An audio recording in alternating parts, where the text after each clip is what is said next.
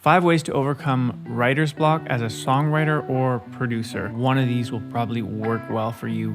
They all do the same thing, but it's just kind of different ways to overcome writer's block, and you can eventually try out each one to see which one works better for you. First thing is do it differently. I often experienced this when I wrote music on my guitar, and I would like pick up the guitar like this, and then, I would just do,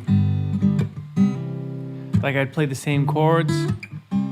After a while, I had the same song in a way and the same tempo,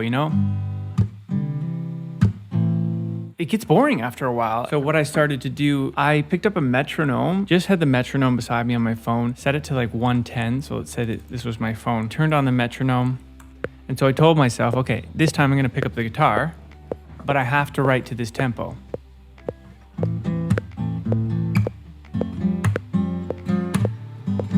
That's going to create different melodies. That's going to create different ideas that come out of your head when that happens. I would recommend starting with an instrumental instead of writing to a metronome, which can be kind of boring. Search up here, all these things. And these backbeats are really cool, actually. This is great. Go a step further. So let's say electric guitar, loop that.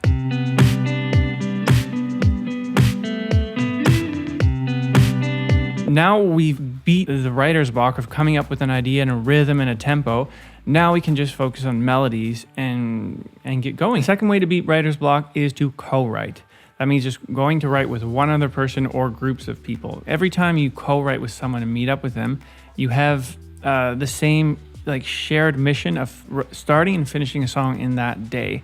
And no matter if the song is good or bad, you're gonna meet up with them and finish a song. Oftentimes this is the best way to beat writer's block, because if you are experiencing block and they aren't, well, you can leverage off them more. But that's what the thing about co-writing is, you're feeding off of each other. And sometimes you just need to see someone else and how they work. How do you find someone to co-write with? I find the best way is Instagram. You're searching like singer, songwriters, your city, or like producers Berlin if you're a producer and you live in Berlin. Always try to be collaborating with people that are better than you. I also think you should collaborate with people that are worse than you, because you never know what they can teach you, but also they're gonna be asking you questions on how you do things, and you're gonna have to communicate that and teach it to them.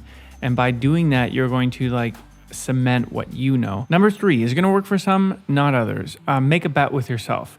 If you're the type of person where you like to gamble a bit, say to your partner, I'm gonna pay you $100 by the end of the week if I don't have a song. And they're gonna be stoked because they're like, sweet, $100. I don't have to do anything, awesome. And you're gonna be like, I need to do this by the end of the week where I'm out $100. So if you're the type of person that is motivated by that, this is really gonna work for you. Number 4 is breaking it up in blocks of work and in blocks of time. So it's often overwhelming to write a song and think of it like the finished product, right? It seems just so far away, but we can really break that down in blocks of work and then attach it to doing it in different blocks of time. I find it especially overwhelming when you're trying to write a song. If you've already written really good songs, you're thinking, how do I make a song that's better than that? Really break it down into what you want to start first and break it down into the brass tacks of that thing. If this is our chorus beat, we might start writing a melody just over the beat.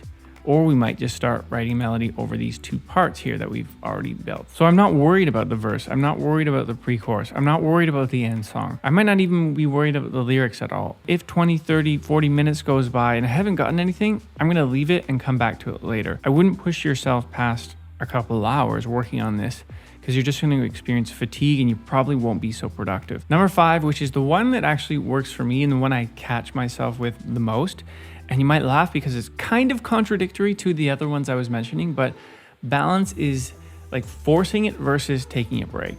So sometimes you've heard writer's block, or you maybe have friends who's like, oh, I can't write a song, I have writer's block.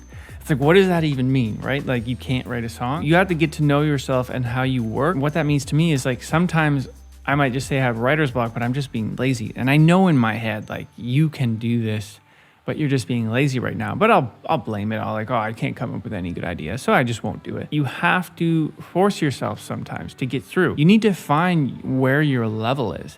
For me, it's that between that 6 and 8 hours of working on something similar, where I'm getting tired, exhausted, and frustrated. I can't push it this long anymore. Find that balance with yourself. You're gonna just need to work through things, have a heart-to-heart with your brain and your lizard brain in there of are you actually being lazy, or should you go through it? Would love it if you guys can subscribe to this channel, as I'm trying to grow a community of songwriters and producers, and I hope to see you in the next video.